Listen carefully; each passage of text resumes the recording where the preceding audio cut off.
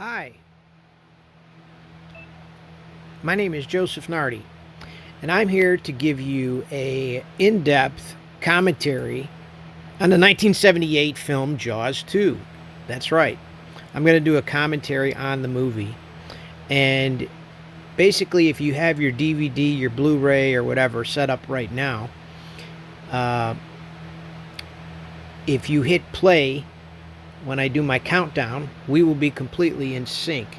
Now, there is some DVDs and Blu-rays that have different things before the movie actually comes on.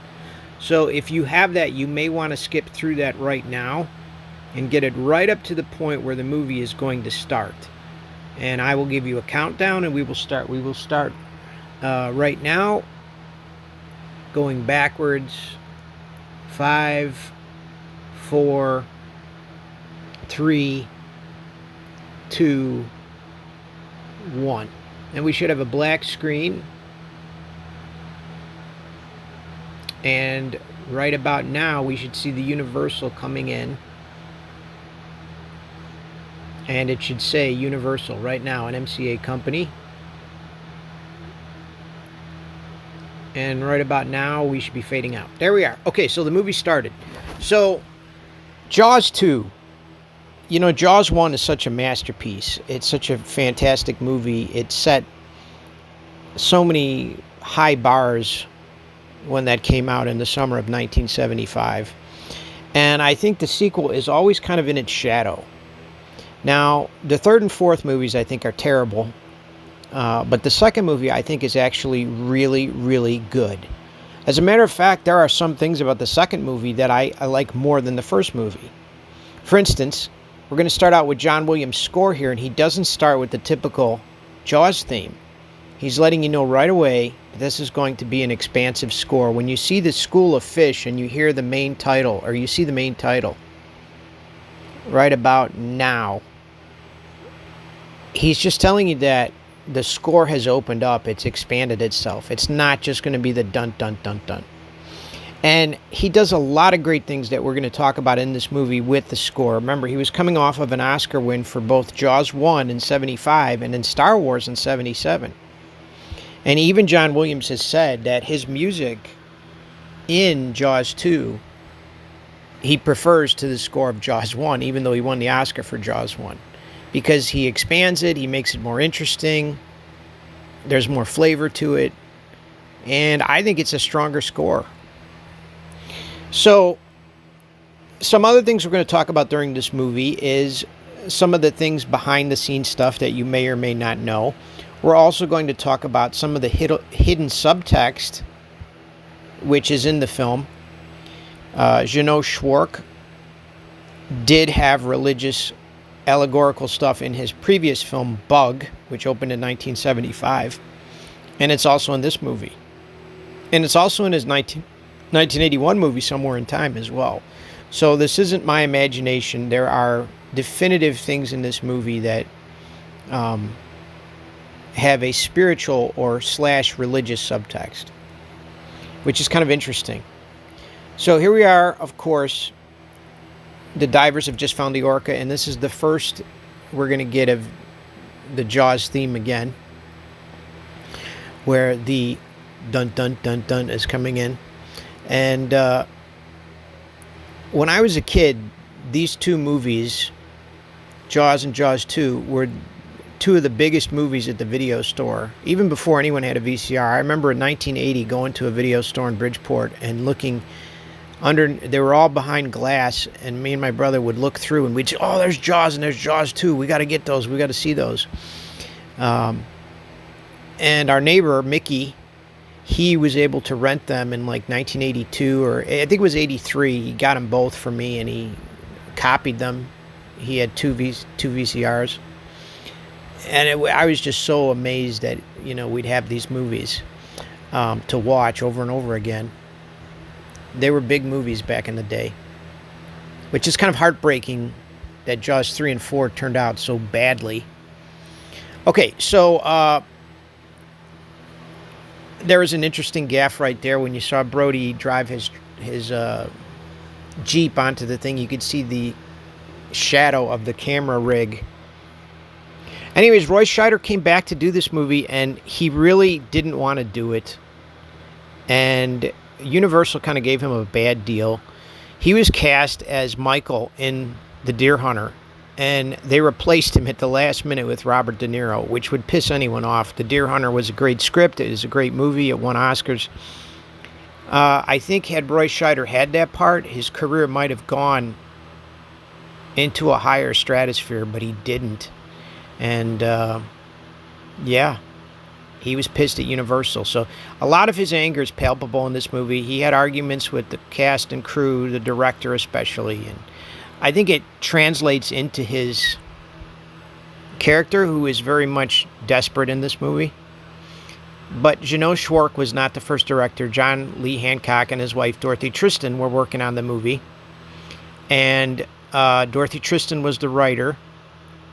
And you can still read that script in the novelization by Hank Seals, which is the only novelization that's out. Now, Howard Sackler came in after that and changed the screenplay, but they had actually shot like 20 to 30% of the movie, and Universal said, this is too blasé, we don't like it, we want to see the original Jaws again, and so they canned John Lee Hancock, who had directed the movie Let's Scare Jessica to Death. And they says, we don't want to see this gloomy Amity anymore. We don't want to see this ghost town. We want to see what we saw in Jaws 1. And Kyle Gottlieb, of course, who was the man who saved the screenplay on the original Jaws, came in again and did his magic. And him and Howard Sackler got the final screenwriting credits. But it's really Gottlieb's film, just as much as the first movie was Gottlieb. Even though it was Benchley's novel it was based on. So the cast in this movie was, I mean, they couldn't get Richard Dreyfuss back. Of course, Robert Shaw is gone. So who do we have in place of that? We have Murray Hamilton, the mayor, and Lorraine Gary, his wife. But the real important thing in this movie is the victims, and the victims are mostly teenagers. And what's so amazing about this movie is this movie predates the slasher film. It predates it by, like, Halloween came out in October. This movie came out in June. And it's the exact formula of a slasher movie. It's incredibly prescient in its way that it was able to foretell that type of filmmaking that was going to be just all over the place. Jaws 2 is also more of a horror film than Jaws 1. I think Jaws 1 works as a horror film. I think it works as an adventure and a film and a thriller. But Jaws 2 is most definitely a much more scary movie in terms of the horror that the victims and the people are dealing with in this movie, because it's children and primarily teenagers. So we have here Tina Wilcox, which is Ann Dusenberry, and she's just cutting the ribbon. This balloons that drop will be as a foreshadowing to the water balloon fights they're going to have later on out in the out on the catamarans and boats. All right, so we have this brand new Holiday Inn opening. We got this Mayor Vaughn and Lynn Peterson, I believe, who is another big schmuck. He's actually the bigger schmuck in this movie than the mayor, because he's the one who's really against Brody. Not only is he against Brody, but he's after Brody's wife, which is really kind of interesting. Because Brody's wife is loyal to him, but if you watch the TV version, there are some deleted scenes that go more into the animosity between Brody and Len. So yeah, it's definitely in there. You can see here as he's taking Lorraine Gary aside, once again you can see Roy Scheider's Brody is completely he's hiding his anger here, which wasn't so hard for him to do because he was so angry at Universal already, Sid Sheinberg, for screwing him out of The Deer Hunter. So we get the first teenagers now. We get Brody's kid, Mike, on the left. Gary Springer. This guy is fantastic in this movie. He was the most experienced actor of all the teenagers, Gary. He's also in Dog Day Afternoon. And he's just such a cool character. We're going to talk a little bit about him. Love the cast of teenagers in this movie. They really do make you believe in their struggle in the second half. And they're real people. They're not like, fodder teens that you see in like Friday the 13th movies and that. You don't want to see them die. You realize that they're just teenagers out trying to have fun, and this shark is hunting them down. Here we have Keith Gordon, the great Keith Gordon, who would go on to star in Christine. And he plays a really cool character in this as well. He's kind of sarcastic. I don't know the gentleman on the left, but these characters, they all have somewhat of an arc, which is something that Jeannot Szwarc wanted in the rewrites by Gal Gottlieb. He says, we got to focus more on the teenagers, especially in the second half, and we got to build up them individually so that there is, these arcs, character arcs. So here we have Roy and Lorraine dancing to, I think, their wedding song, if I'm not mistaken.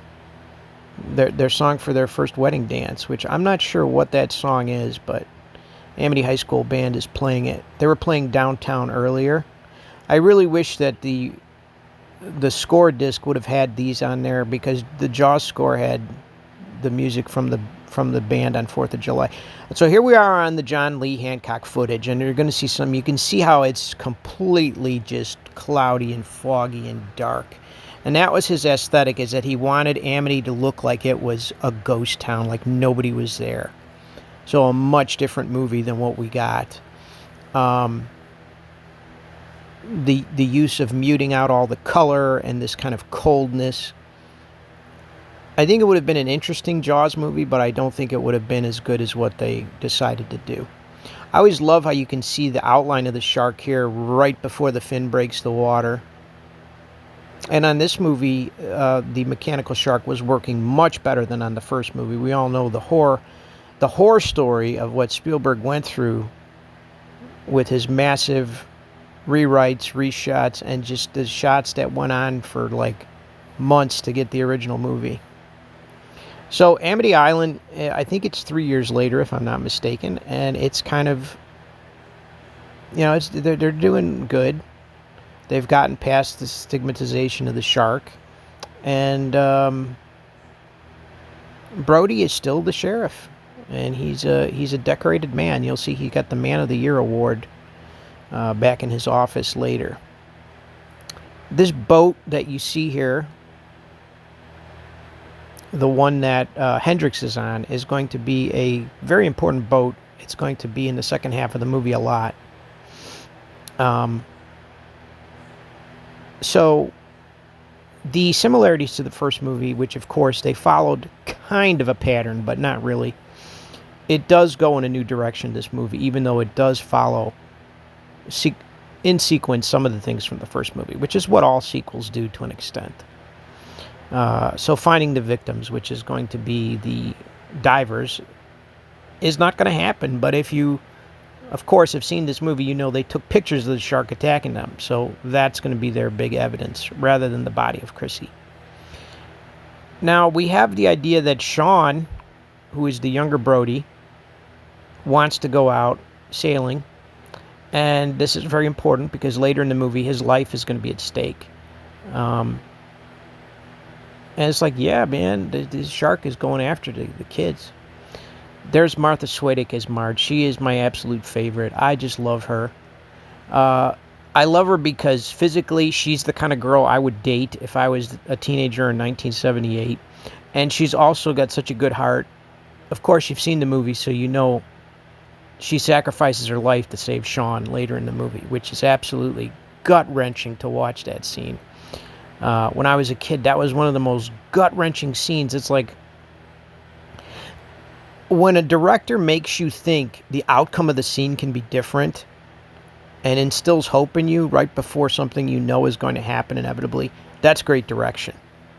That's great direction.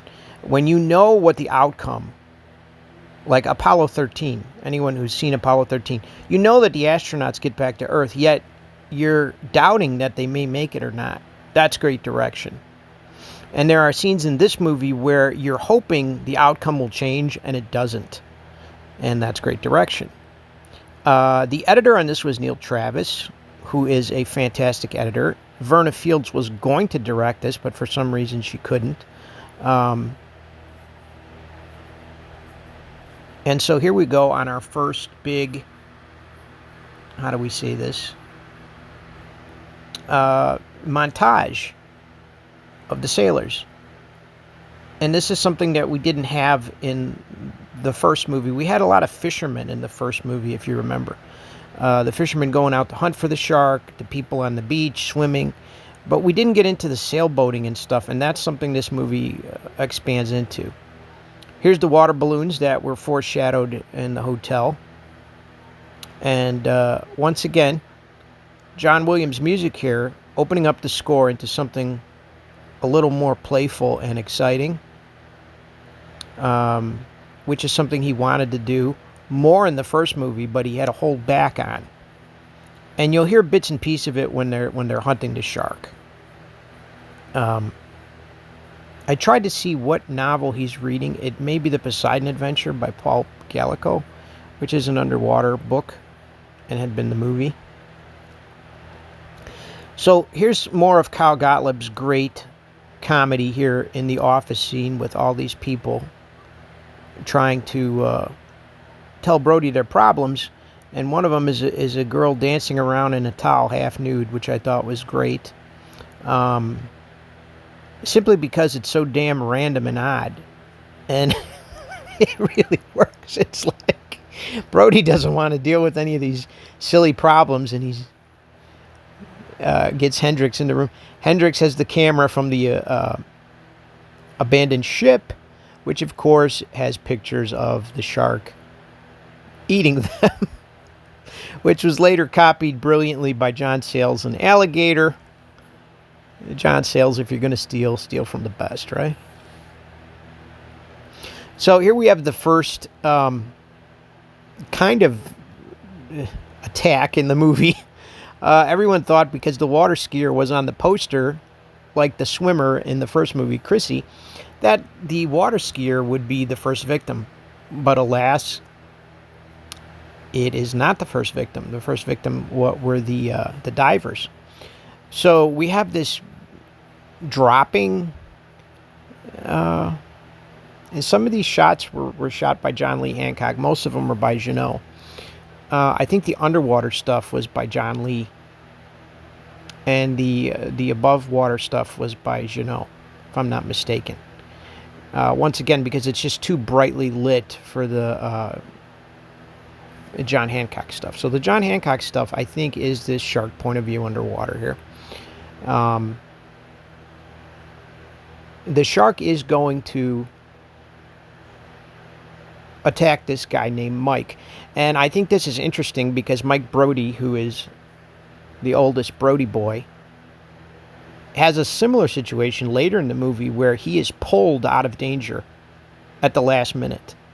So they're foreshadowing that somebody named Mike is going to be pulled out of danger, which I think is a cool foreshadowing, you know. And this movie uses foreshadowing really well. Here we have the Jaws theme kicking in again. And you really think that Jaws is going to get this guy, man. I mean, it's like his legs are dangling there and he's coming right up. And it's just like right at the last second, we pull him up. And there's that fin again that's going to just kind of break the water. That's a real shark fin. And that's real shark photography by Ron and Valerie Taylor there. So here finally we get to the water skier, which is the poster promised a water skier was going to be eaten by Jaws. And Jaws the shark in this one is a bigger shark. I don't know how much bigger. I know the original Jaws was 25. I think they claim this one was closer to 30 feet. One of the cool things about this particular shark is they give him a burn scar, which makes him very scary. for scenes later in the movie. That it's not just a shark attacking, but it's a deformed burn shark, which goes into the whole slasher thing of the slasher hiding his face. Friday the 13th, The Burning, Madman, these slashers that would come out in the next many years following Halloween would follow a formula that was very similar to this.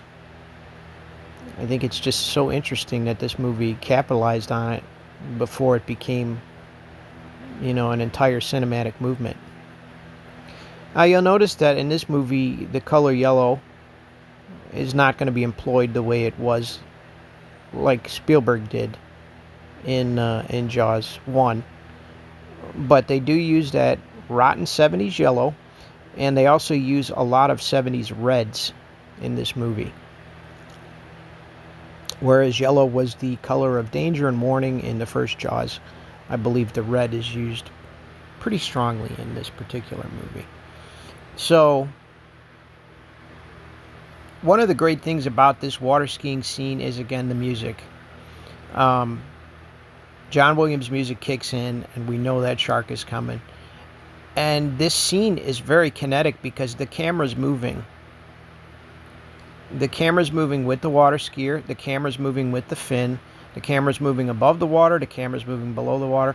This is something George Miller would employ in the Mad Max movies, particularly The Road Warrior, where the camera is constantly in motion, meaning that you get this feeling of movement. So that shot, the camera's moving with the boat. The shot from the land there was not. That's real shark footage. Once again, we're in the skier's wake there. And this cutting is just absolutely marvelous. We cut to above water, we cut to below water, we cut to the skier, we cut to the shark, we cut to the shark's point of view. And John Williams' music just nails it, man. And ba-boom. And that's it. We have that real footage of the shark. I love that shot where you see blood above his gills. It's kind of cool. And like the first movie, you don't have to actually see what the shark did to the girl, which would kind of be terrifying if you really showed it. I've seen actual shark attacks. I saw a great white shark attack, and it wasn't as violent as anything we see in the Jaws movies, but it was terrifying because the shark is so immense and the person is just so helpless. So this movie then goes into the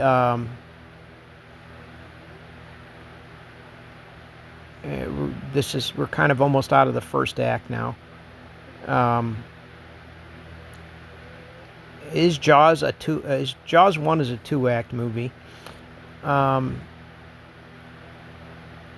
Jaws 2 could be considered a 2-act movie in the first hour and the second hour, but I think it's more of a 3-act actually in terms of what happens here. And I guess you could say Jaws 1 is a 3-act as well, but everyone says it's a 2-act because of the way it cuts between the first hour and the second hour. The shark here eating the boat and her pouring the gas, and then, of course, it burns her too. Not the smartest thing to do, but I don't know what anyone else would do in a situation like that. You have a shark eating your boat, literally, and it's going to eat you. So once again, we have 4 victims, and really no way to know that a shark ate them unless that girl Terry, her body or her remains floated up on the beach, which they don't. So Brody, having his deputy and this old man go out there and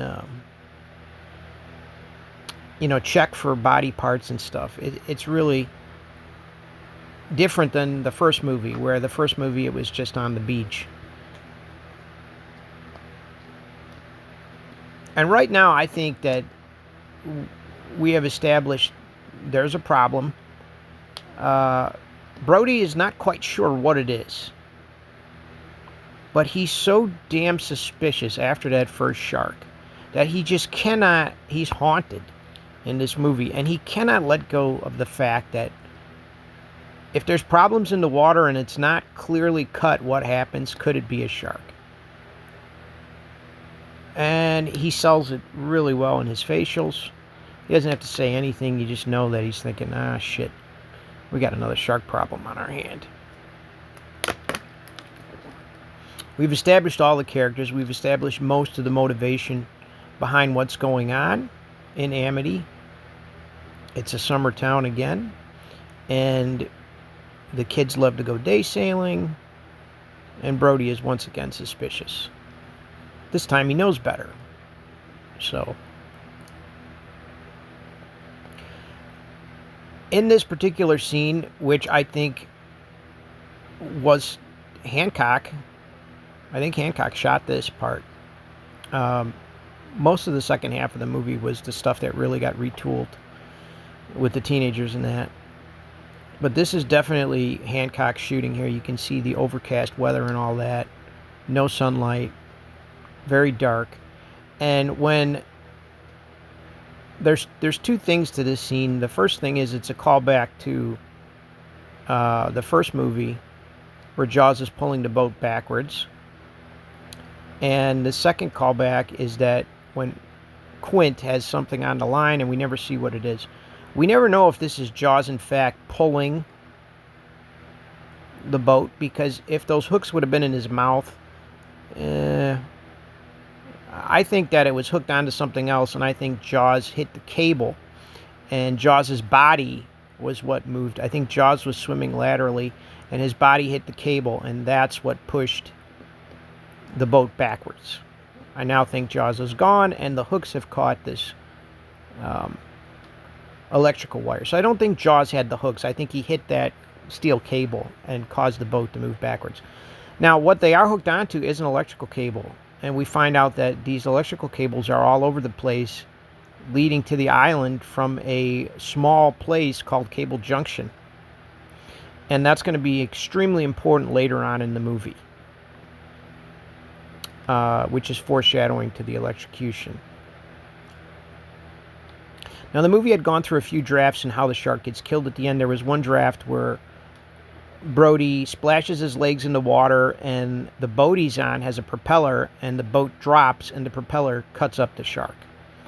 That was dropped out early on, and they went for the electrocution, which I think is a fantastic way to kill the shark. A lot of people say it's stupid, it's this and that. No, I think it's awesome, man.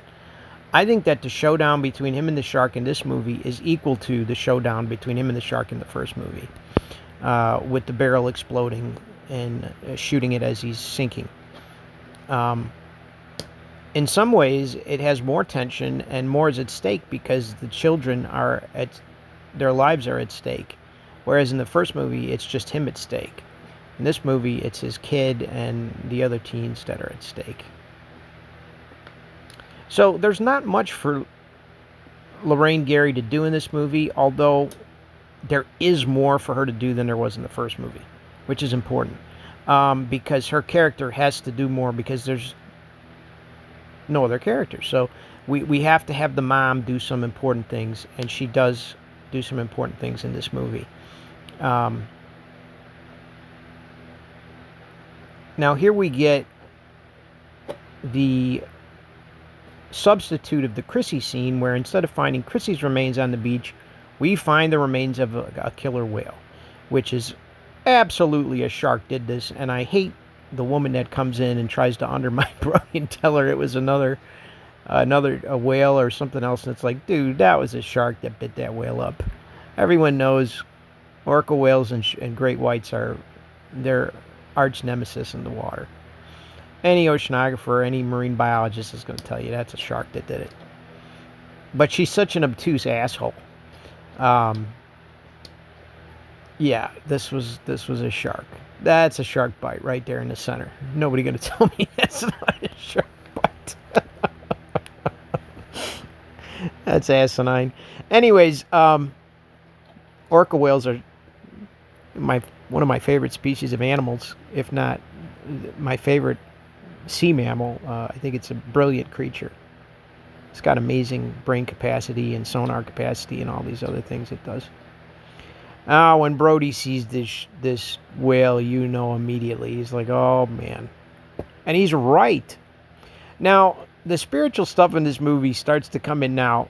The use of the word Jesus and God and praying and all this other stuff is going to be a consistent thing that happens in this movie. It's repetitive. And I don't believe it's there just because of the semantics. I believe it's there because Janosch Schwark wanted to add some subliminal, or I should say subtext to the movie that deals with spirituality. And it becomes much more apparent as the movie goes on. I know that the 70s was a huge decade for spiritual and religious subtext because of The Exorcist and The Omen. And I mean, this stuff exploded everywhere. People were their faith was being challenged. And so, yeah, I think in 1978, this was perfect in terms of the timing of it. Having this shark be some kind of subliminal demonic thing that comes into Amity and is hunting them down. You know, it makes sense. They don't have to spell it out. Here we have the woman acting like a complete obtuse asshole, as I said. And, yeah, Brody is just like, come on, man. Tell me this ain't a shark bite. Anyways, I would have closed the beaches if I was the sheriff. I would not have let the beaches stay open, but Brody cannot this time. He's once again overpowered by the mayor and all the bullshit. But she does give him some interesting information here, which is important. She tells him that the sonar irregular sounds is something that a shark hones in on, which he's going to use later in the movie.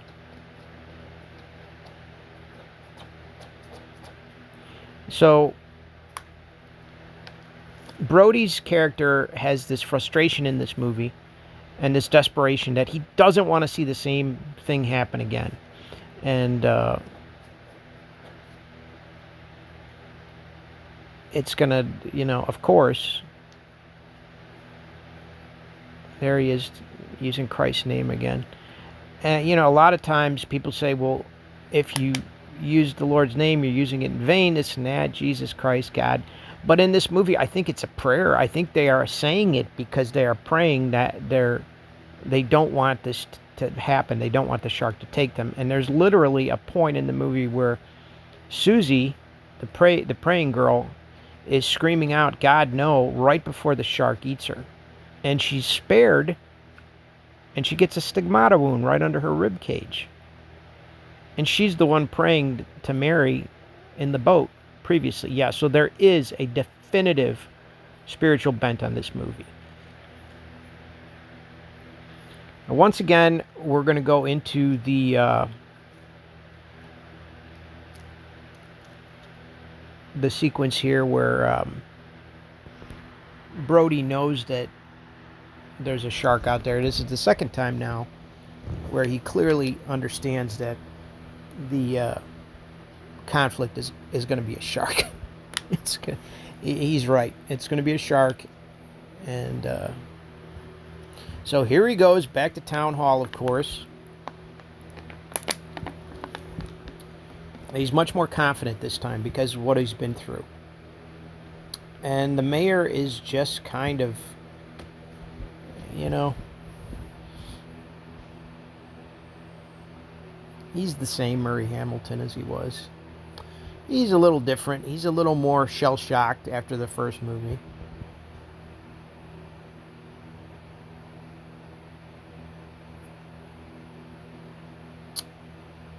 And once again, he does not believe that this could be a shark. Of course, he has to have his evidence that there is a shark. And he says no one's seen it.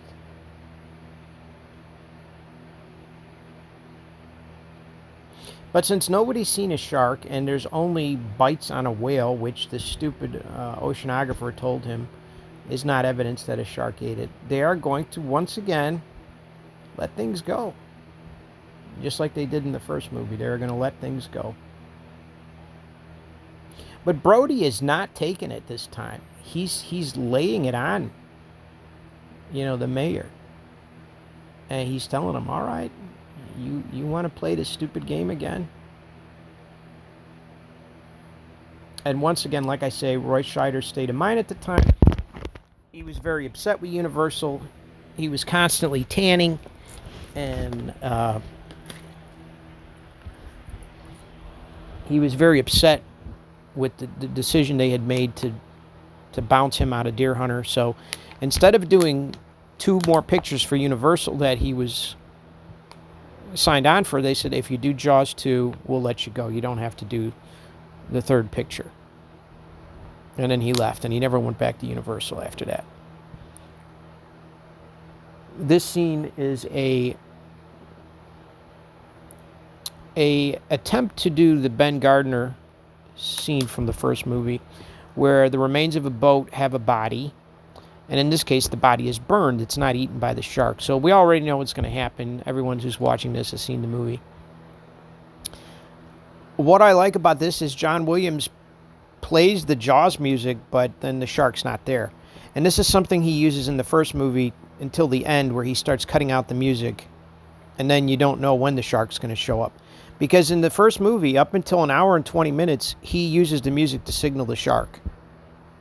But then he stops using the music, and he starts signaling the shark at different times. So in this particular movie, he's playing the Jaws music now, yet the shark is not there. It's just this driftwood from the boat that burned in the body. So yeah, Williams is playing with us again here. Brody still has a fear of water. I mean, I think he's overcome it somewhat since the last movie, but you don't see him swimming, and he's got to go out there and grab this piece of charred wood. And this is what they probably should have found when they were trying to find missing pieces of the boat, but for some reason they miss it, and he finds it here. Instead of the shark attacking him or anything like that, we get this close-up of the burned body right in his face, which is a good jump scare, but it doesn't work as good as the Ben Gardner jump scare works. There are several great jump scares in this movie. One that is one of the best of all time. We'll talk about that.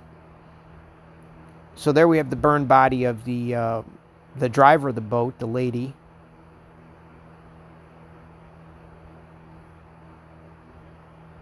And you got to ask yourself, well, why did she burn? Why did the boat blow up? What happened? Nobody knows, but there's no shark bites on her. Now, this is one of the coolest things, is that he's poisoning bullets so that if he shoots the shark, the cyanide will kill him. And this is, of course, that Dreyfuss tried doing in the first movie. By putting the poison in the bullet, and then by sealing it with wax, you have this really good weapon. The bullet hits its target, the wax falls off, the poison is still liquid inside, and it pierces into the whatever the victim is and gets in their bloodstream immediately, goes to their heart, goes to their brain, and kills them. Great idea. And I pay homage to that in my Halloween Retold script. So if anyone wants to read Halloween Retold, you'll see that in there. So Brody here is what some may say paranoid, but of course we know the audience that he's not, that he's actually doing the right thing. But a lot of other characters in the movie are going to think he's paranoid. They're going to think he's nuts. And that doesn't necessarily make it so. I like that Deputy, what's his name here? can't think of his name. Hendrix has a much bigger part in this movie because he was an interesting character in the first movie, and he doesn't get to do much, but in this movie he gets to do a lot more. So I like the actor, and I like his part in this movie more than in the first movie. He also played in Halloween 2 as a coroner, or a dentist rather, in the coroner's lab that tries to identify the body of Michael Myers, and it's actually Ben Tramer. Everyone who's seen Halloween 2 knows that one. So the long distance call, we all know, is from Richard Dreyfuss's Matt Hooper, who is out of radio range because he's on some ship out in the Antarctic. Whatever the hell he's doing, he could not be in this movie, and at least he tried to get a hold of him. And we're playing Pong on the TV, man. That really brings me back to the early 80s. Atari. I don't even think that was Atari. That was just a Pong game that you hooked up to your TV. And it was like, wow, we can hit balls across the screen. We see that Brody's still a little bit of a klutz, hitting his head with the lamps and stuff. I do believe some of this may have been Hancock shooting. I'm not sure. I think there's a deleted scene that Hancock shot here. Or it might have just been an extended part of this scene with him and Ellen.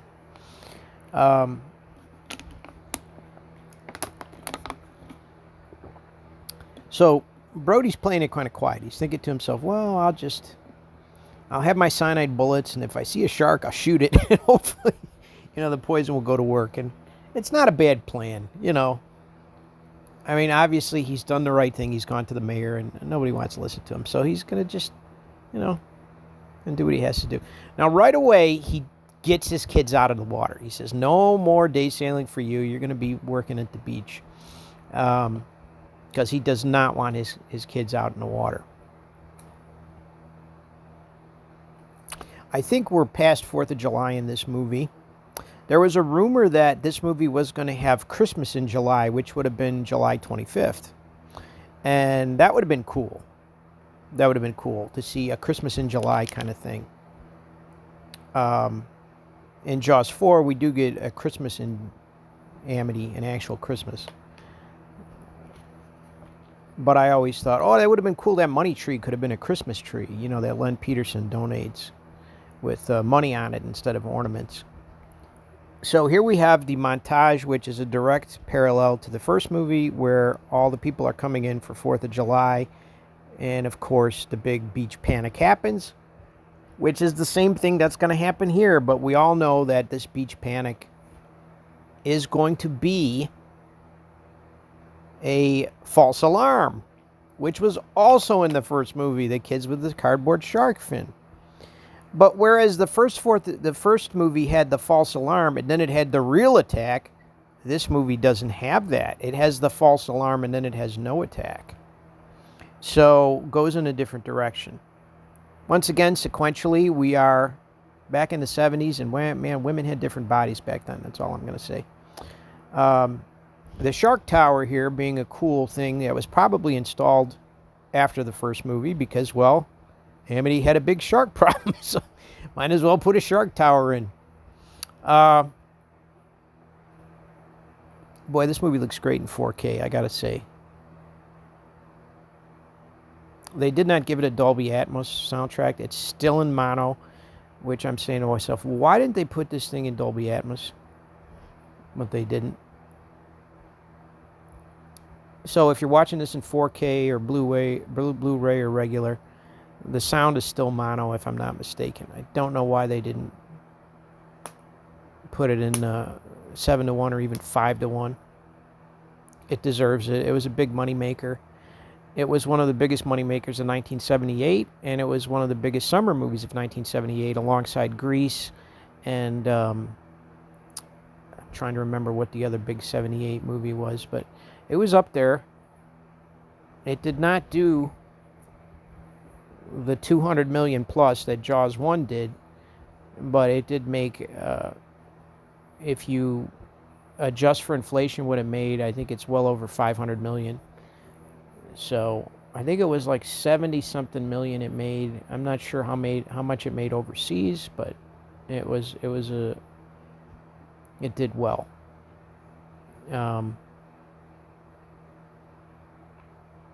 Now Murray Hamilton here, he was the big asshole in the first movie. The bigger asshole in this movie is, of course, Len Peterson, played by Joseph Mascalo.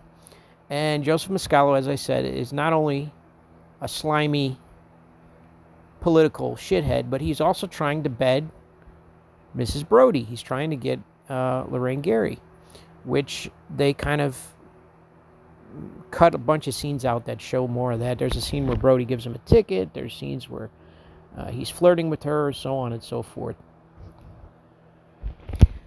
So I think that adds a lot to the movie. There is a version of this movie, the TV cut, that has that. And there is a version of the movie you can buy online where it has Jaws 1 and 2, all deleted scenes from both movies in one movie. Kind of like a composite cut, where it's just both movies, one goes into the other. And the same guy did a Halloween composite cut too, where he did Halloween 1 and 2, which are much more effective because they take place on the same night. So here, his bullshitting here is really funny. He's talking about what does he say? Weather measurements and nature observation. It's like, what weather measurement is he taking up there, and what nature observation is he making? Bird watching. And he's such a slimy salesman. He's got this typical salesman voice that he uses to try and explain away what is essentially a lie.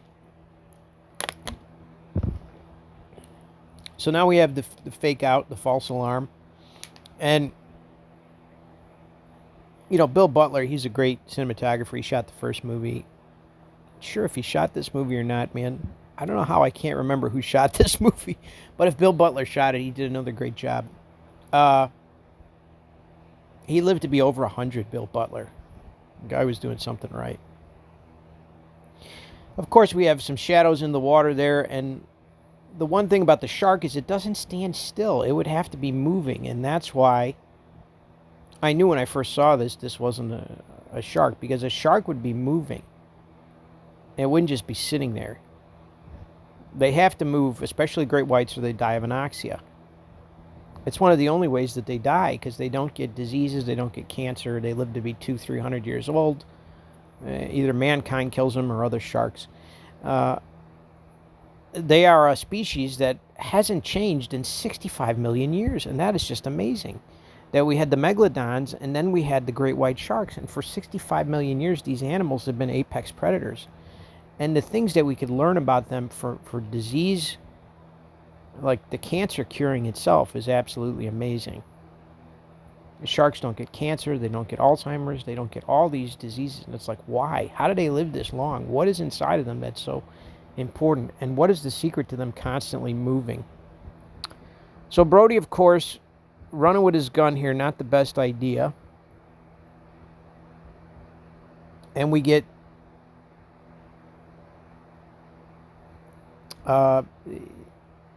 him, of course, shooting, which is a school of bluefish. And these poor birds are going to eat poison bluefish now because Brody has shot cyanide into the bluefish, and the seagulls will now be eating the poison bluefish, so they will not be surviving. Anyways, Brody is so devastated. He's so destroyed by this, man. And it's not just the fact that he panicked and he made a fool of himself on the beach, but it's the fact that everybody just abandons him here. Even his own wife. And the only one that forgives him is his son.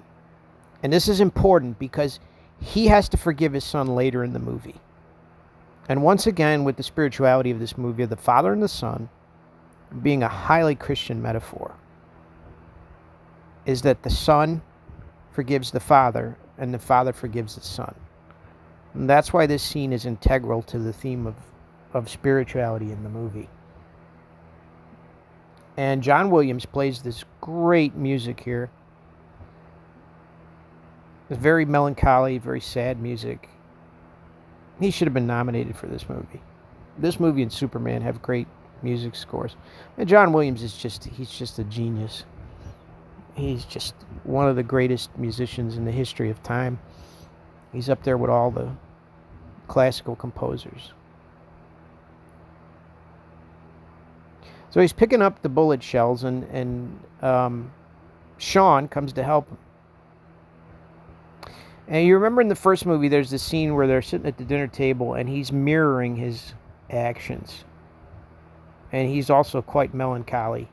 So they're doing it again, but it's in a different way. And it really works. It works because of what his relationship is to Sean and how that's going to be important at the end of the movie. And that's just one of my favorite shots there with him in the sun and the sunlight. Anyways, there we are. Martin C. Brody, Amity Man of the Year, 1975. And I wonder what the C stands for. I'm not sure what his middle name is. Is it Charles? Is it, what is his middle name? Maybe my brother can look that up. Anyways, my brother John Nardi is a huge fan of this movie as well. And most of my friends are, who came up in the 70s and the 80s. I went and saw Jaws 2 in a very rare theatrical screening at the Hollywood Boulevard a couple of years ago. And it was a packed show. People loved this movie. Maybe not as much as the first movie, but there were people there with their Jaws shirts on. And Jaws is going through a huge renaissance this summer. It's the 50th anniversary of the first movie. There are just specials and YouTube videos everywhere. There's a new documentary. The movie's going to be re-released in IMAX on August 29th. People really love this movie. And the franchise deserved better. It had one great sequel, and then it had two lousy sequels. And man, I don't know why nobody has gone back to this. It's like, what are you guys, nuts? This is like an opportunity to print money here. This is Jaws we're talking about. This is one of the most beloved movies of all time, and nobody goes back to the well. You don't have to do a remake. You could do a movie that takes place in Australia, where the sharks get huge. You could do Jaws, Curse of the North Shore. You could do Jaws, Curse of South Africa, Cape Horn in South Africa, where the sharks get big. You could do all sorts of things. You could do an Indianapolis movie. You don't have to do a remake. And nobody is doing it. If I were Universal, I would have a whole slew of projects going on with video games and comic books and everything. I'd say, man, you guys are one of your greatest properties. You've just let it sit there. So here we have the scene where, of course, they develop the sharks' picture. And, of course, we see that owl. The black eye of the shark here, which somehow reminds me of an owl's eye. I don't know why, but you can see right away that is a shark's face. And that shot of the shark is the same shot that when he breaks through the window in Jaws 1 and comes right at Brody before he throws the barrel in his mouth. That's exactly what he sees in the movie. So they actually took a picture and they framed it off of that idea when the shark breaks through the orca. And this is what he's going to talk about when he says, well, I've seen one up close. Here we go. We have Speak of the Devil. And that is a spiritual term. And it's funny because in this scene, we're going to talk about not only Speak of the Devil, but he's going to talk about hell. And once again, there is a spiritual subtext to this movie. When he tells them, I don't intend to go through that hell again. He actually is going to go through that hell again. So, his speech here is great acting by Roy Scheider. He really lets him have it, because he knows with 100% certainty he is right. And these people are just a bunch of idiots. What is really an important deleted scene in this movie is the next scene. And the deleted scene, if you got the DVD, you can watch it. they have a vote on whether to fire Brody and replace him with Hendricks. And everybody votes to get rid of him except for Mayor Vaughn. He's the only one who votes to keep him. And it really kind of, that deleted scene redeems Mayor Vaughn from all the crap he did in the last movie and this movie. Here he goes. I know what a shark looks like because I've seen one up close. And you better do something about this one because I don't intend to go through that hell again.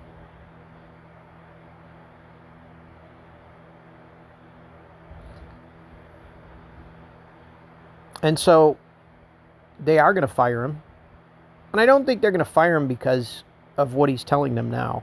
I think they're going to fire him because of what happened on the beach. You know, it really was a mistake for him to run with his gun, firing. You know, there's people there, and he should have waited to take his gun out till he was right there on the surf. But he's paranoid, he's frustrated, and he's going through something in this movie that most people would call post-traumatic stress disorder from the encounter with the first shark. This is 1978, people. People didn't give a shit about your psyche back then. They didn't care. They'd lock you up or call you mental. You know, if you went to see a psychiatrist, you were crazy. Nobody was like, oh, that's okay. We can, you know, go get help. So you're stigmatized, and that's what they do with Brody here.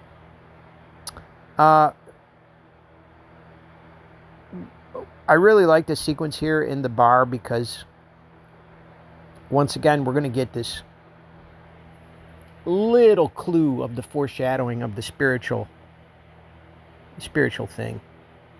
Now, people are going to say you're going out on a limb here, Joe, but if Amity Island is the Garden of Eden, then you have to have people who are going against what the rules are. And we know that the father of Michael has told him, you're not going out sailing. And he is going to directly contravene that. So if you look at it as, hey, this is, you know, the Garden of Eden, Amity Island, Brody's the watching father, the son here is a stand-in for Adam, and the girl he likes is a stand-in for Eve. Well, then it fits perfectly because Eve comes up and seduces him to go against his father's will. And that's exactly what happens in the Garden of Eden. So when Donna Wilkes comes up and says, do you always do what your parents tell you? And he says, no. And she says, good, I'll see you in the morning. She is effectively tempting him to go against his father. And in doing this, not only does he put himself and his life at danger, but he's going to put his own little brother in danger too. And both of them are almost going to be eaten. Both of them are going to be saved by other teenagers. So we have this red light, which is very, you know, this kind of hot red light. And that's great lighting because it shows the problem that he's got. He's kind of got a crush on this girl, but he doesn't want to go against his parents. And here Brody has been drinking, and he's drunk, and there is the wonderful barrel that him and Hooper used to swim home with, and it's sitting there as a planter now. I always love that touch of the barrel being there. And this was 1978. This was long before people start putting Easter eggs in movies, man. It's like, wow, they did it. They put an Easter egg in. Now Hendricks has gotten these. He's now the chief. He's Chief Hendricks now, and Chief Brody is fired. And I'll tell you something. From an emotional point of view, when you get fired for doing your job and you know you're right, and somebody does, that's happened to me in my life, man. That's a terrible feeling. Or when you get blamed for something and you're innocent of it, that's a terrible feeling. So yeah, he went and he got drunk. Kind of interesting that he was getting drunk the same time his son was in a bar. Now, we remember in the first movie, he's drunk before he goes out on the boat with Dreyfus, and they find Ben Gardner's boat. So this is kind of a callback to that. But in this case, He's getting drunk because of the aftermath of something that he was responsible for. And in the first movie, he got drunk because he was guilty of not closing the beaches. So in this particular movie, he's guilty of doing something, starting a panic on a beach when there was no real threat. Whereas in the first movie, he was really guilty of something. So it's kind of the antithesis of the first movie and why he gets drunk. Once again, Kramer, the guy who plays Hendrix here, does a great job. I really like his work in this movie.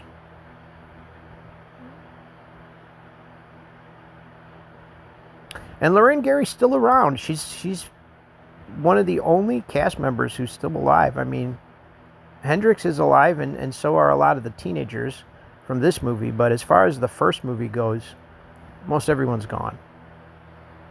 Dreyfuss, the big one, who's still alive.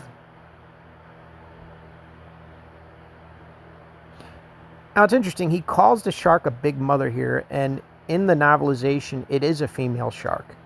So how he knows it's female, I don't know, but it's interesting that this particular shark is female.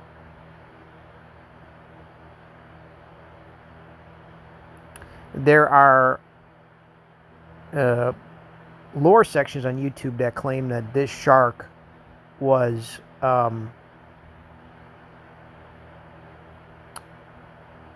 female offspring of the first Jaws, which was a male shark. And then in the third movie, we have another shark and its mother, which would be the flip, which would be a mother shark and a little shark, which would be male. And then who knows what the shark is in the fourth movie. I don't even think the shark's real in the fourth movie. Anyways, to talk about the sequels is to waste time. I'm not going to go into that, but just know that there were better versions of both 3 and 4. There was a Richard Matheson screenplay for Jaws 3 that was completely different than what we got. And the script for Jaws 4 had voodoo in it, which would explain why the shark was actually coming after them, which would have made it a better movie, although I don't think anything could have really saved that movie. So here we go onto the second hour of the movie here and the day sailing part. But instead of Brody going out, it's his kids going out.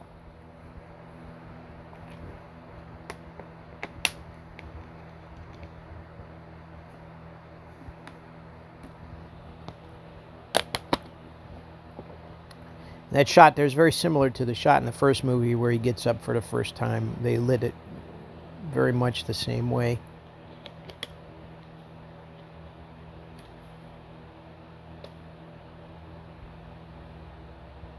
I like the actor who plays Mike Brody here. I'm not sure what his name is, but I think he plays it good. I know it's a different actor than who played his son in the first movie.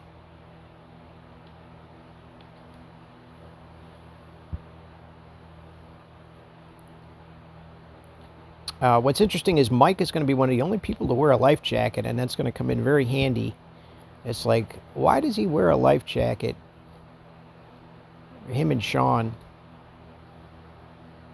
they should have had an explanation. Nobody else is wearing life jackets, but for some reason, him and Sean are wearing life jackets, and they're both those life jackets are going to come into importance later in the movie.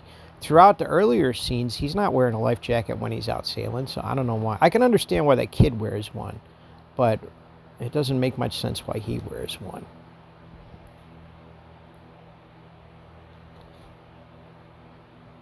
So now we have, and we're going to have two, we're going to have two very good representations of what I call the divine feminine here. We're going to have both Martha Swedick as Marge, whom we saw earlier. And here's Gary Springer. I love his acting. He's so funny. Kyle Gottlieb based a lot of his dialogue on him. And she's dressed like a real sailor. And she's dressed in blue. And she's taking the child with her, which is very much a Madonna and child sort of thing.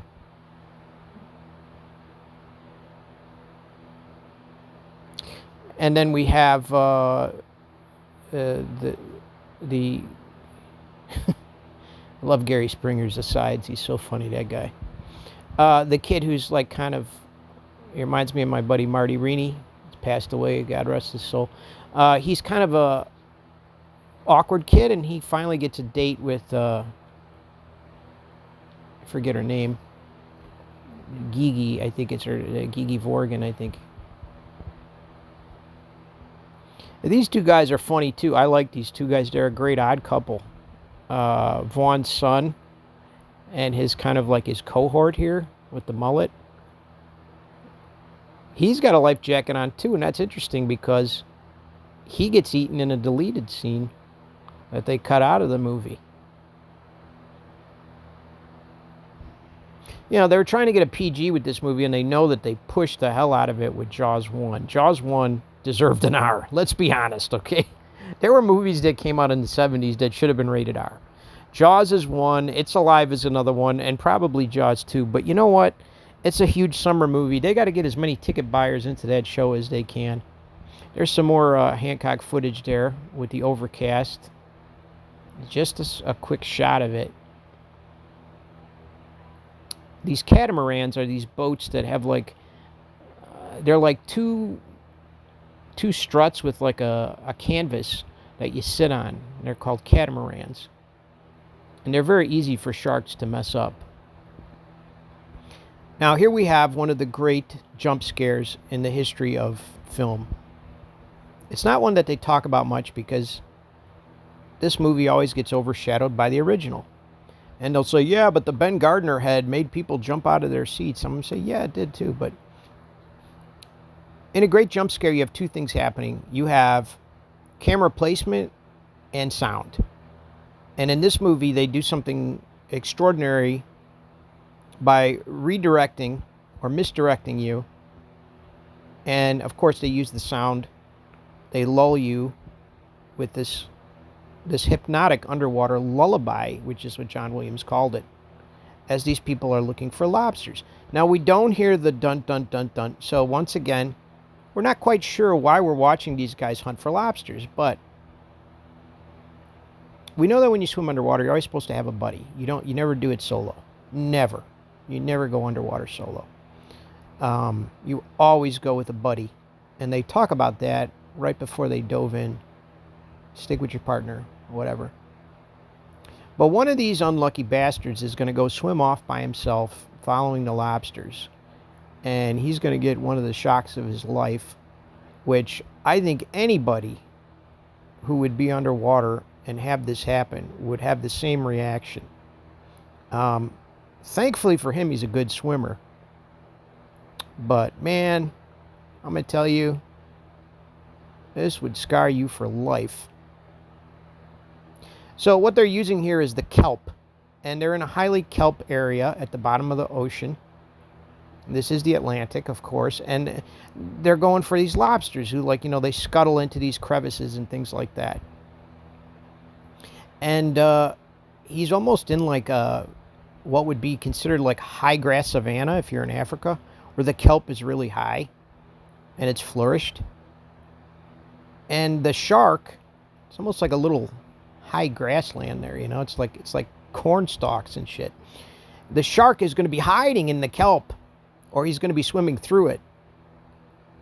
And what they're going to do is they're going to make you think that something's coming from the right side of the screen, and the camera's going to switch to the left side of the screen at the last second, and the shark's going to come down into the frame, which is completely unexpected. There it is right there. Yeah. And then, of course, he sees the burn, and it was just the music catches you off guard. It's a great jump scare. He swims his ass off, but what he does do is he gets the bends, of course, because he's servicing way too fast. Air bubbles in his blood, of course. He's bleeding out his nose. He's not depressurizing. You got to go up a little at a time.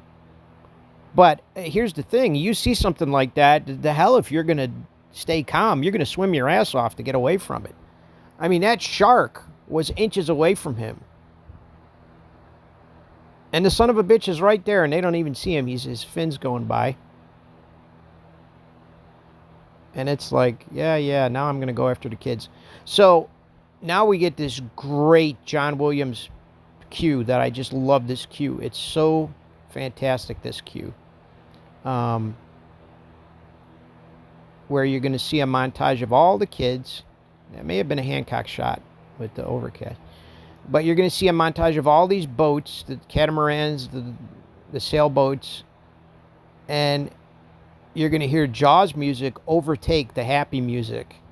And what it's foreshadowing is that all this happy day sailing they've been doing is going to now become a disaster. And the shark is going to trap them at sea. And that's what the second half of this movie is. It's a disaster movie. Which is prominent in the 70s. There was disaster movies everywhere. So you have to get a bunch of people into a disaster situation and have them stuck there. And that's what Jaws 2 does. The first movie had 3 men on a boat, which is not so much as a disaster as it was a hunt. This movie has a bunch of teenagers literally trapped on flotsam, which is broken boats, while they're at sea. We have Brody here looking in a mirror, which is similar to what his son just did before his son went out.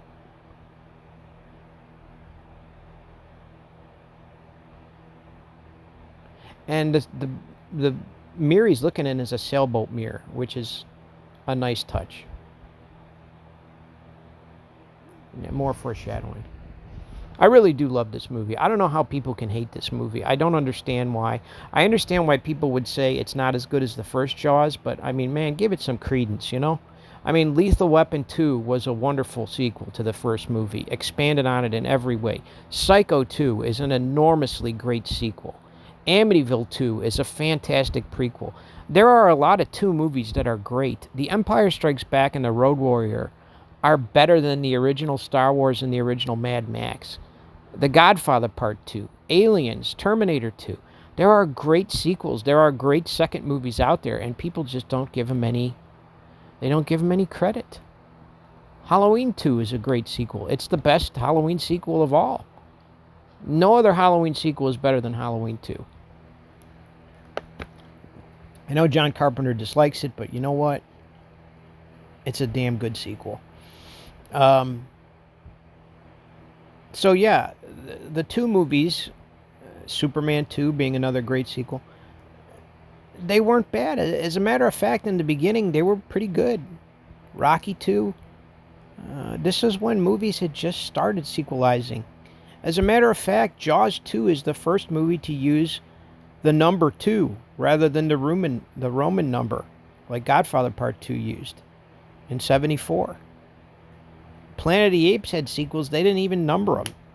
So this was the first time a movie had a number sequel to it without a part. It was Godfather Part 2. There were other movies that had Part 2 in the title. Okay, this is a great set piece. So now we have the setup for what is the typical teen slasher movie, where you have 2 teens that are about to have sex or had sex, and they are going to be given some comeuppance by the slasher, which is in this case a shark. Now we know they've had sex already because Tina talks about her having black and blue marks on her ass, which would of course happen because you're having sex on a boat. And if you're having sex on a boat, the problem is, especially a small boat like this, is that the water is moving the boat around. So in order to get leverage, it's going to be harder. So yeah, her ass is going to be full of black and blue marks. So you see the name of her boat, Tina's Joy. It's like, all right, okay, so we get it. So she's dressed in red, the boat's in red. She's taking her hair down. She wants a blanket for her ass.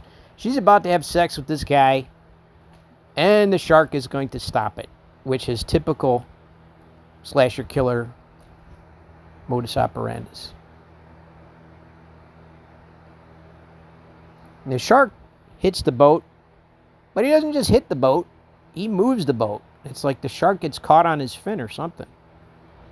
Eddie, of course, thrown into the water. Here we have this red again. The boat sail, the boat paint, Tina's shirt. We know something bad's going to happen. It's going to happen to our boy Eddie. John Williams once again working at the top of his game with this music. And this scene is terrifying. If you put yourself in Eddie's place and you're trying to outswim a shark to reach a boat, before that shark reaches you, you know you ain't going to swim faster than that shark.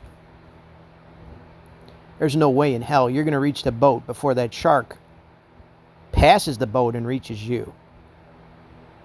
And John Williams' music here is just ingenious, the way it just ratchets up. It's like now we get to what's called the point of no return. That's it. The shark has passed the boat. No matter what he does, the shark's going to get him. And when it gets him, it's brutal. And here's a case of less is more again. Like Chrissy in the first movie, we're not seeing the shark eating him, but we're seeing the shark move him into the boat, which is just awful.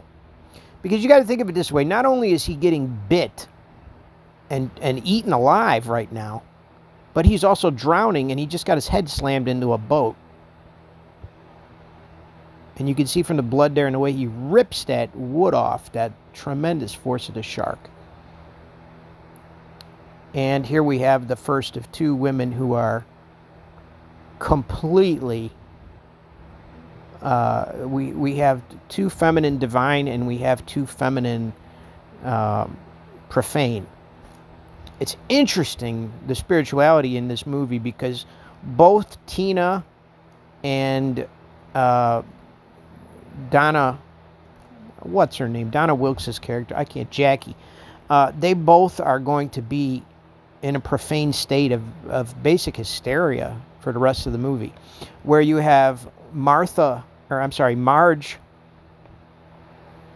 and Susie, who are going to be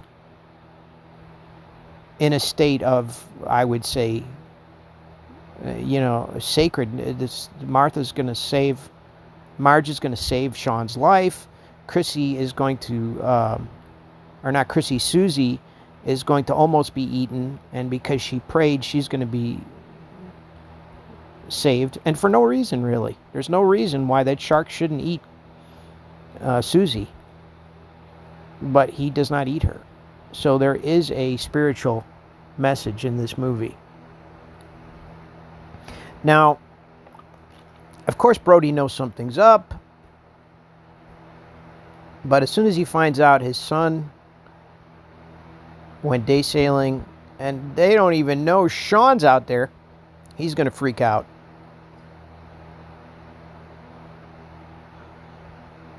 And he bit through his thing. Something scared him. So it's like, well, what scared him? Well, a shark underwater. And now here's when Hendricks really comes into his own. He knows that Chief Brody is a great person, and he loves him dearly. But he is now the chief of police, and he can't let him take the launch out, but he still lets him do it. And that's why his character is so important here, because he doesn't take the side of the councilman and the mayor and all that. He actually takes Brody's side. So his character gets a great arc in this movie by doing the right thing. Somebody's got to be in charge. They can't fire all of us.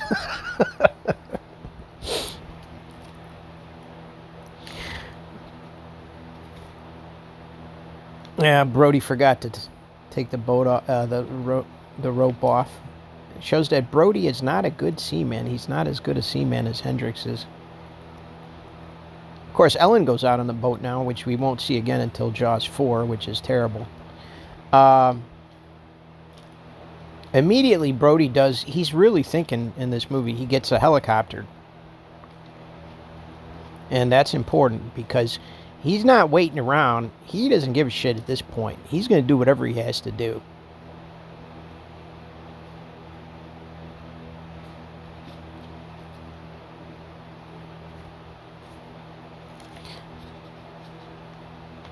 So it's interesting. In the first movie, Brody goes out with Dreyfus and Shaw, and in this movie, he goes out with Hendricks and his wife. 3 people on the boat, which is not the Orca boat, but is a police launch boat. The kids reach the lighthouse and they decide to go past it, which is of course not a good idea. Oh, I take it back. Not only Mike and Sean have life jackets, but so does Larry's buddy. And I want to say something about the teenagers in this movie. They all give such good performances. They seem like real kids, real characters, and they're not just like one-dimensional. They have different emotions. They show different personalities. They should have all been great actors, and none of them. Keith Gordon's like the only one, really. I mean, Donna Wilkes made some movies, but they were all really good, all of them. I believe that these are real teenage kids, and they're out there trying to have fun, and something terrible happens. And what do they do when something terrible happens? They don't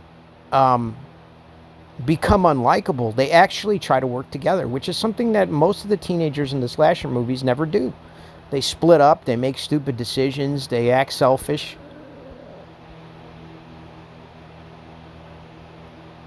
So here we go. It's like more Hancock footage, but it may not be. Anytime we get that terrible dark sky, we know that's a John Hancock shot.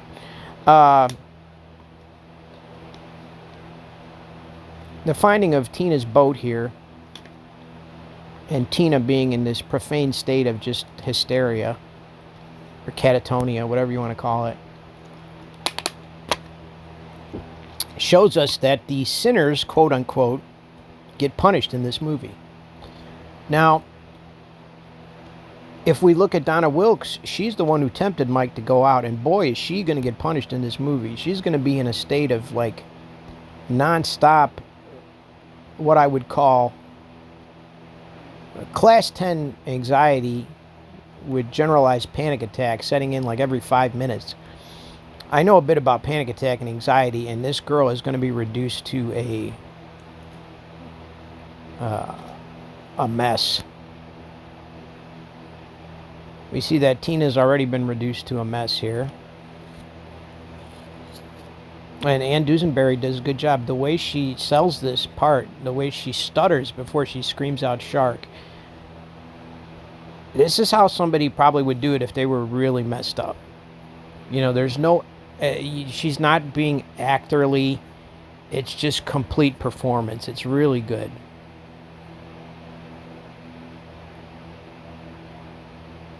What's interesting is earlier in the movie, when the kid Eddie was eating, she goes, "Mommy, make it go away." And then Susie's going to pray to the Blessed Mother. So that's another interesting thing, and I don't think it was just put in there. I think there's actual, like, Janot Schwark is now passed, but I think if you could sit down and talk to him, I think he'd say, yeah, I did put some stuff in there. Because at the time, Exorcist and Omen were big, and I thought, why not? If you count how many times they use the word Christ, God, Jesus, hell, devil in this movie, you will see that it's more than often. And I don't think it was just to be gratuitous or to be profane. I think there's actually some encoding to it. Janot has talked about the painting that in the making of this, he talks about the painting of the lost people at sea. When you're lost at sea like that, they say everybody prays, whether you believe in God or not, because you're at the mercy of the ocean. He's doing the Fletcher Christian from Mutiny on the Bounty here, Keith Gordon, and he blows out the... we get that balloon motif again, which was the water balloons and the balloons, and then of course the shark hears that, gets exasperated and attacks the boat for some reason. In Jaws, and the shark in this movie is a lot more, I should say, it's a female, she's a lot more ornery than the shark in the first Jaws. The shark in the first Jaws gets mad towards the end, but the shark in this movie is just pissed off from the beginning. And many people have said, well, is it because this shark is taking revenge, and I don't know, maybe. There's more Ron Taylor footage there of the shark's snout, and if you looked closely, you saw Michael flew right off the boat, went backwards. Now, the shark causes complete panic and disaster here. Margie flips the boat so that the shark cannot do it himself, which is a smart thing to do, but also then makes you unable to steer a boat.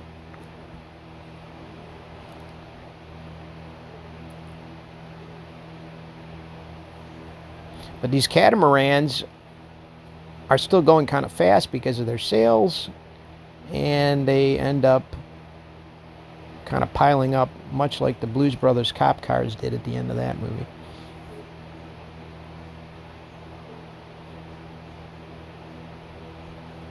So Donna Wilkes is going to see Mike floating out there with his life jacket. And he's in kind of a Christ pose. If you look, his arms are outstretched, which is really like, all right, now we're really hitting the nail on the head.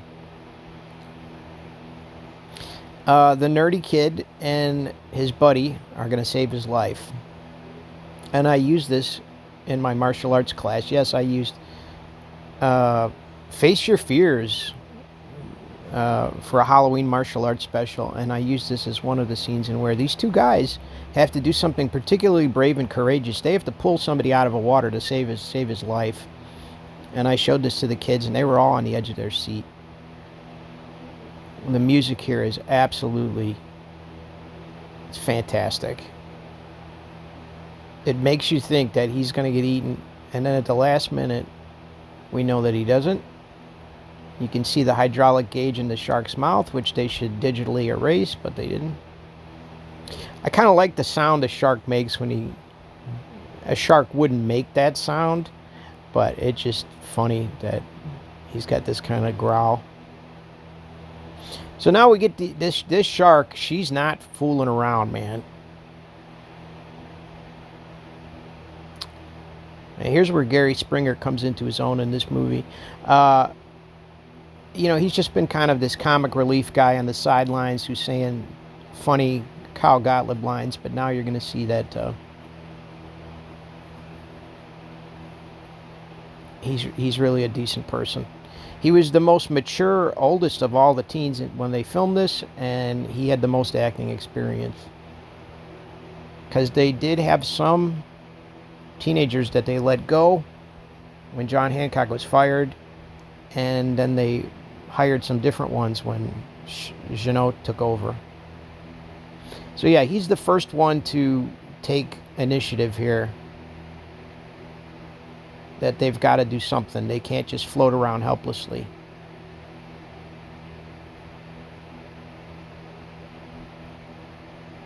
And they work together. Instead of them fighting or losing it, they actually work together. And they are able to pull the flotsam together.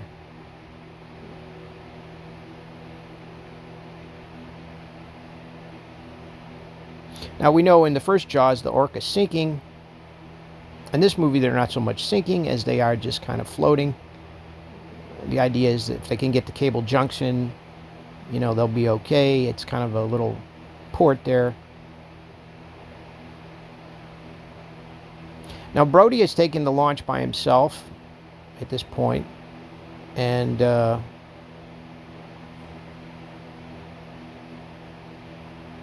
he realizes that the kids are not camped out at the lighthouse, which they were supposed to. And he's still trying to get the helicopter, and he realizes that he's all alone out there, which is kind of funny.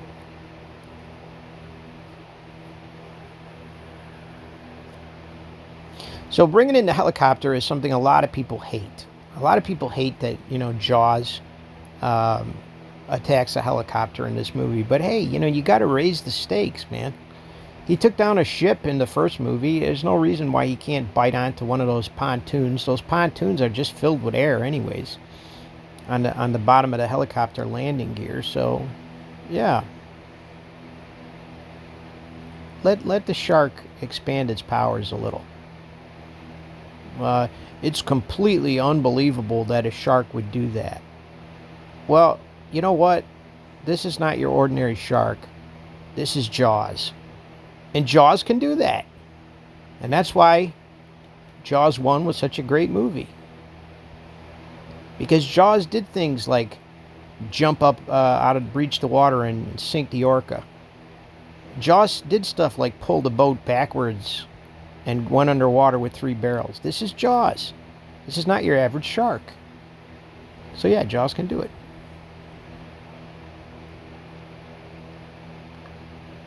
More great Carl Gottlieb lines here. Anyone want to play charades, I think they said. I would have loved to see if they actually did play charades and the shark attacked while they were doing that. That would have been funny.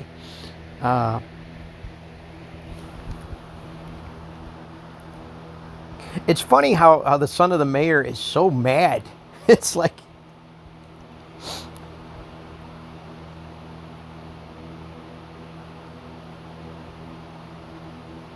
The son of the mayor is so mad, and it's like, you know... It's probably because he's gotten everything he wants. This guy with his beard, I really don't like the way he looks. This beard bothers me for some reason. Anyways, he goes past Cable Junction and then finds them floating. And we get the sense that... I'm going to go out on an angle again. Harbor Patrol number 3. Well, the Holy Trinity... people are going to say, you're thinking into it too much. Don't know. I think everything in the movie makes sense. Wow, you can really see the curve of the earth for all the flat earthers there. And the kids are cheering because, you know, we're going to get saved. But this has become a disaster horror film with the way the shark is attacking people or trying to attack them. The lobster scene was definitely horrific. The scene with Eddie's death was absolutely terrifying. And now we're going to get one of the worst gut punches in this movie. And it just, you know, it's setting you up for this fact that, yeah, they're going to pull him, but you just know that that's not what's going to happen. You know there's like a half hour left of the movie, so... And Brody's nowhere to be seen, so you're like, you know that he's got to figure into it. So you know something's going to go wrong. I thought maybe when I first saw this movie that they were going to tie the rope to the helicopter was going to start pulling them, and then Jaws was going to come up and bite the rope and separate them from the helicopter. And then the helicopter was going to crash into the water. That's what I thought was going to happen. But it doesn't. It doesn't happen that way. Maybe in a remake someday we can do that. But...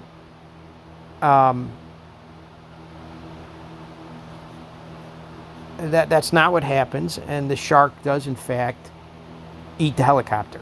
Now in the deleted scenes there's a scene where the helicopter guy is attacked in the cabin. There's another draft of a screenplay where he actually swims out and pushes Marge out of the way while he gets eaten instead of her. She survives. And they changed that. They changed it to where Marge saves Sean, and then Marge dies. But that would have been an extra twist, having him save Marge. As Marge is the one that you don't want to see her die, and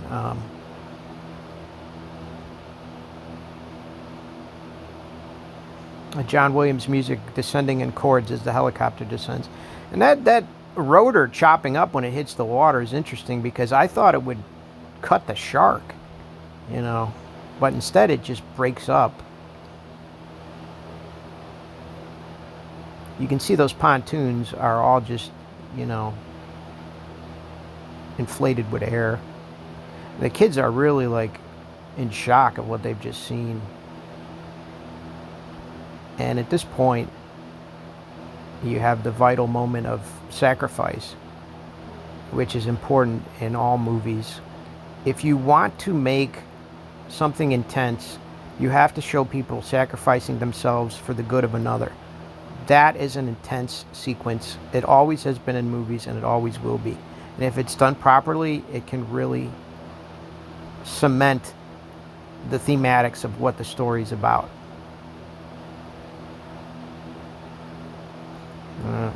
Once again, John Williams playing with the score. Here comes, yeah, Larry's buddy falls over. And Sean goes in. And of course now what's going to happen is all these people could jump in and save Sean, but Marge takes it upon herself because she was the one who said she'd take care of him. Nobody else jumps in except her. And there's a lot of kids there. This is the scene I'm talking about where you just think, oh man, maybe if he turned around quick and helped her up, she could get up on that boat.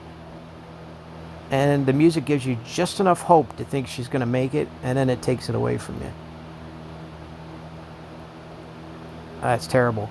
There's many people who claim they saw a shot of her in the mouth from the reverse angle, from Sean's angle. They claim that there was never a shot taken like that. And if they did, it would have never got the PG. The movie would have gotten the R. Because supposedly there was blood everywhere. And I don't know if that shot exists or not, but if it does, I'd love to see it. I don't think you need to see it. I think the music and the sound effects says everything. And the way Sean screams and the other girl screams, it's really good acting. So here Len Peterson gets his stake in the heart here from Ellen Brody, who knows her son and husband are out there, but does not know her little boy just managed to get saved from being eaten. Boy, I think she would have punched Len Peterson out, and that's what she should have done. She should have punched Len Peterson, which would have been a callback to what's her name, Mrs. Kintner slapping Brody in the first movie. That should have happened. She should have punched out Len Peterson or slapped him. Of course there's a shark out there. Of course Brody is right. Of course you fired the wrong man. Of course. But that's what you have to do in a movie. You have to put people in the worst possible place they can be and ratchet it up and then help them out of it. And that's what makes a great movie. We got some John Hancock shots here. Not sure how much of it. I love this scene because of a lot of reasons, but because I've had to deal with children in my life. I'm a martial arts master. I've had to teach kids, and sometimes you have to push them a little bit in order to get them to do something. And in this case, Gary Springer's character really pushes him, because if he doesn't, he could drift out to sea, he could die, he could be eaten by the shark. So he uses reverse psychology.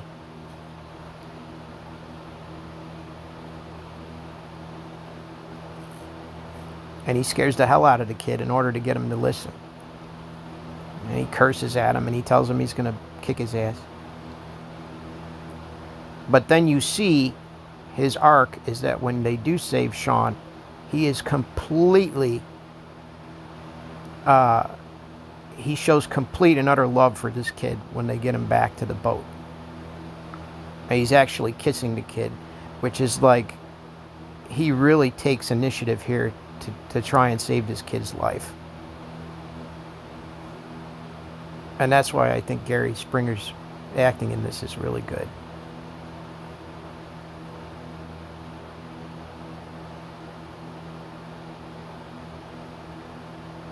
That overcast sky is just awful, man.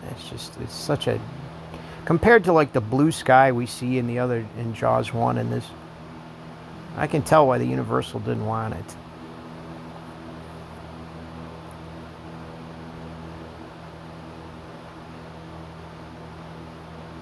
There's Jesus, get him out again.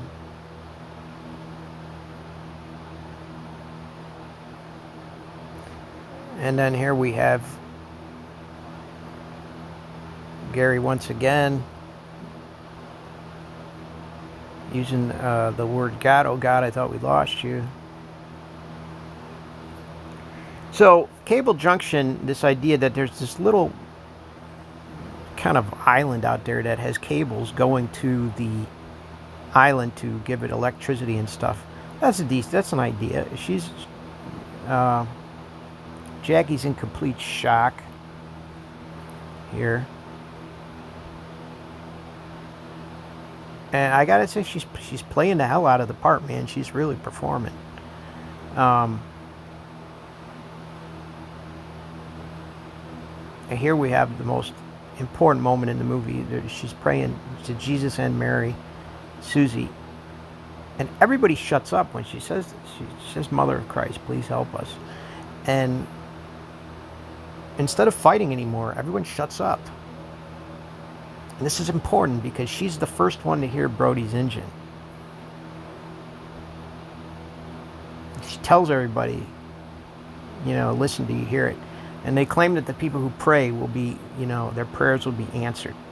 There's the shot there that was inspired by this shot Jeannot Szwarc talks about on the making of.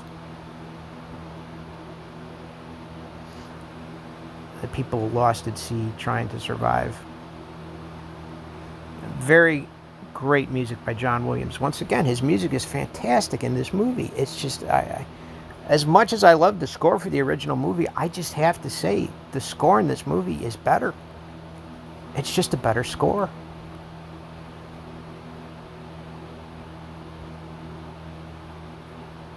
Now, Brody's only with the shark for like the last 10 minutes of this movie, where the whole second hour of Jaws 1, he's dealing with the shark in some way or form. But he only deals with it one time, to save the kids. Now here's the part here where his son's on board, and his son tells him Sean's out there. And that's when Brody looks like he's going to really have a fit or something.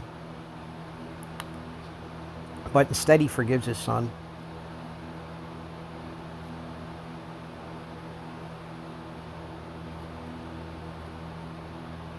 And he tells him, forget about it, it's not important.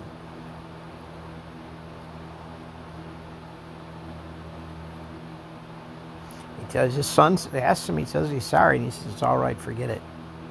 And that's what a merciful father will do.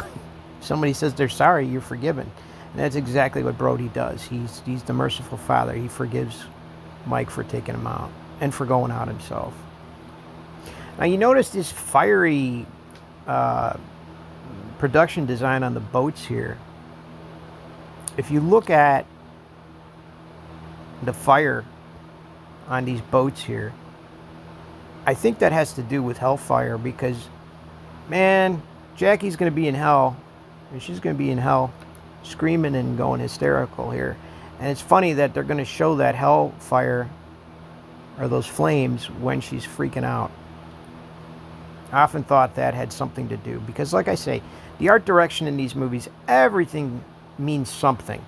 And when you're planning a movie like this and you're putting it together, you're storyboarding and you're saying, well, why do we have these things in the frame? What is the use of these colors? Why would we choose this?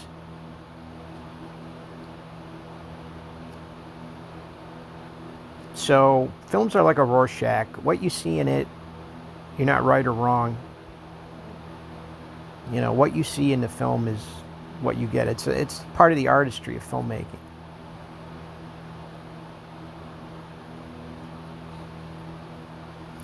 So anyways, now they are stuck, and they're only like a few yards off of Cable Junction. Jackie's going to have her freak out here. Larry Vaughn, which doesn't have much patience left. And once again, Susie hears the engine while everyone else is fighting. But Gary Springer did try to stop Larry there. And this is the scene here where his character, Larry's buddy, I forget his name, and I really want to say all the actors in this movie, if you're listening to this, no matter who you are, you guys all did a fantastic job. My hat's off to you for acting as teenagers in a movie and making it believable. You really made this movie 10 times more intense than it could have been. Mark Gilpin, I believe, is the young Shaw. So now everybody is actually so happy to see Brody. You're going to see someone thanking God again.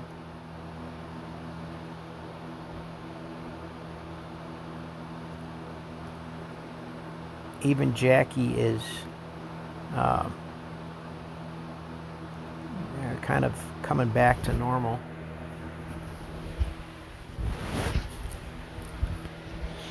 Which I think, at this point, they're like, all right, he pulled a damn helicopter underwater. What's to stop him from taking this boat down?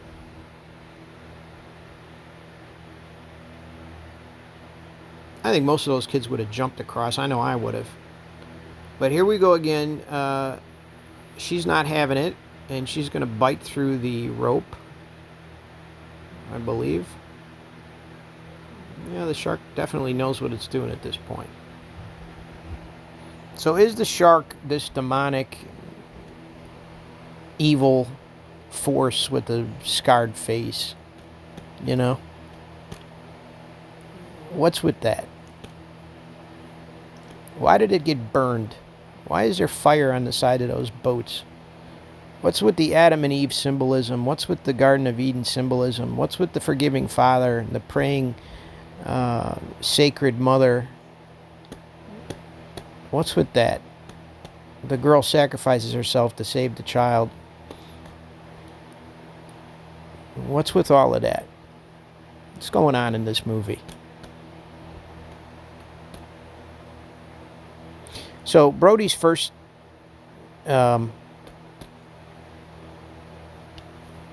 his first plan after getting them on board doesn't work is to use the hooks to pull them over, which is really smart. I mean,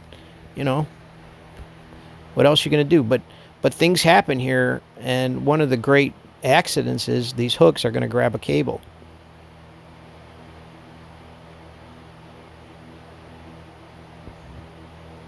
And these hooks are going to bring up the cable that he's going to use to destroy the shark. I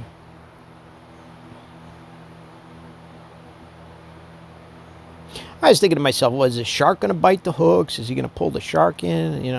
I never thought to myself when I first saw this that the electrical cable was going to be what the shark uses to kill itself, electrocution. And once again, it's because of something the shark puts in its jaws. In the first movie, it put the air tank in its jaws and it gets blown up. In this movie, it puts the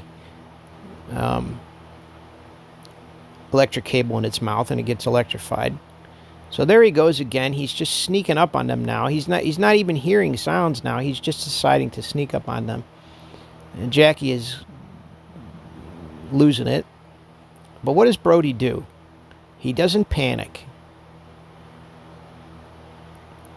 This is Brody's third plan. He's going to paddle out there in an air raft and save the kids. This is a guy who is selfless, man. I'm sorry, Lucy's her name, not Susie. She says, oh my God, no. The shark scrapes her under the ribs, which is a clear stigmata wound. Why doesn't the shark eat her? Because she was blessed. She prayed. I mean, obviously.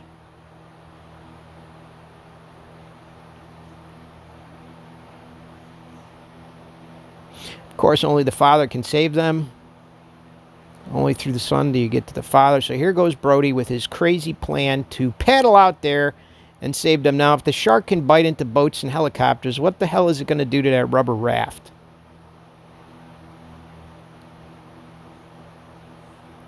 But Brody comes up with an ingenious idea, and so did the screenwriters. Let the shark electrify himself.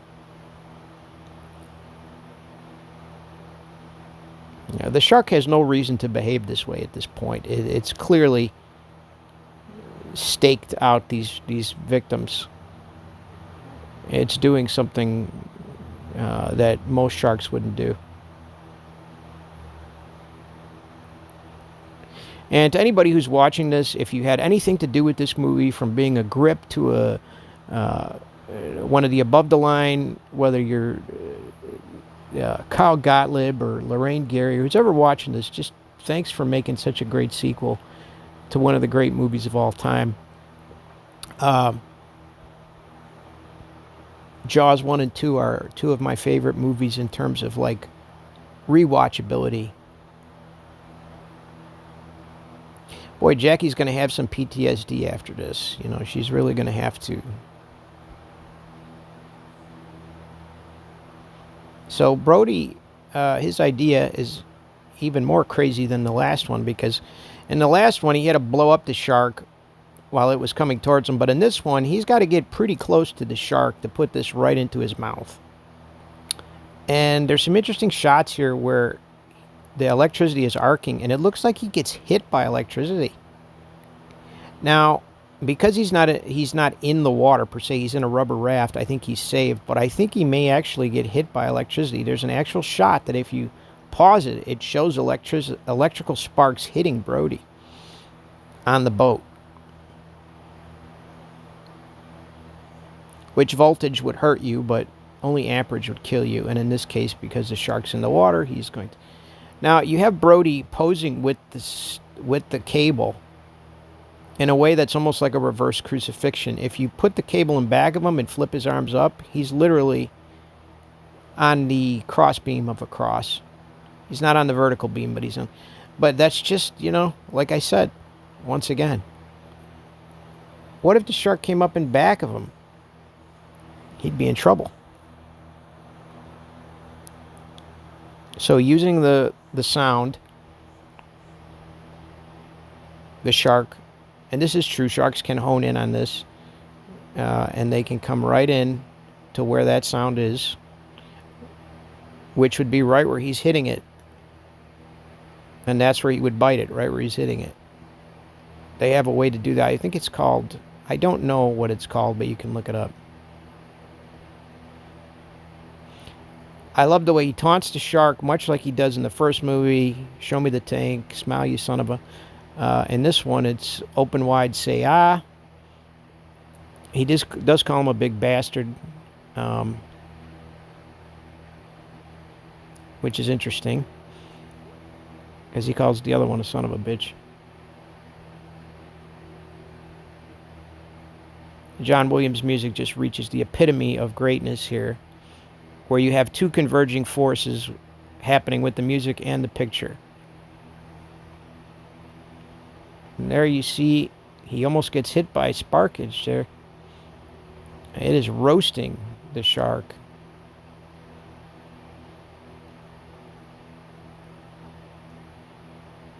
Everybody says, oh my God, about 100 times in this movie.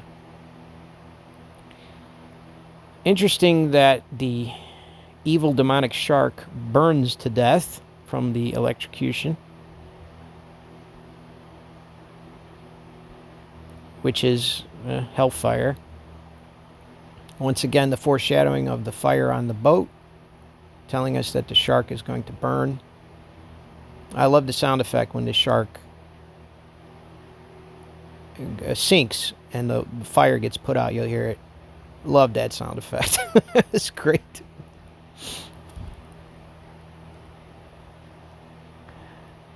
They're so happy now.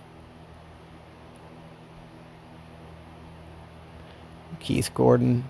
And of course, this one guy is silently, he's talking to himself, but he's thanking. You know, thank you, thank you, thank you. He should have said thank you, God. That would have made it a little more precise. But yeah, I think that the symbolism and the subtext in this movie is pretty clear. I could be reading into it, but I just don't think so. I think that it is there, and it's there for a reason. And here, of course, they made me go with him, which is immediately he's forgiven, which is what the Father does, always forgives the Son. And there's our movie. And we have and Joe Alves did second unit. Wow. We have a wonderful, idyllic score here, once again by Maddie and Arbogast. Once again, Ron and Valerie Taylor. This music that John Williams plays is so peaceful. And it's so comforting to what the audience and the characters in the movies have just experienced. You know, it's the exact antithesis of the driving Jaws violence that we've just witnessed. Freeman Davies, he's one of Walter Hill's big editors. Once again, Universal wanted a brighter, sunnier Jaws movie to go with the first movie, and I think they made the right decision. Now, after this movie, I think Amity Island would be cursed, and there would be nobody there. Maybe you could have that John Hancock movie be the third film, you know, and there's nobody there. Great use of Panavision lens and 2.35 to 1 aspect ratio here. And they also shot out on the ocean. I think some of it was in tanks, but shooting on the ocean's a bitch. The poster with the red water and the Jaws fin is always quite frightening, I thought. That's a very intense poster for this, where they have the red lighting and the red water and the fin. Just when you thought it was safe to go back in the water. Gary Springer, Donna Wilkes, Gary Dubin, John Dukakis, G. Thomas Dunlop, David Elliott, Mark Gilpin, Keith Gordon, Cynthia Grover, Ben Marley, Martha Swatek, Billy Van Zandt, Gigi Vorgan, all did an awesome job in this movie. So there's Jaws 2. And that's my commentary. If you're interested in hearing my commentary on other films, please let me know. I'm not only a professional screenwriter and filmmaker who went to Columbia College in 1995, I'm also a Grandmaster and World Certified Master of Martial Arts. You've been listening to Joseph Nardi, and this is Jaws 2.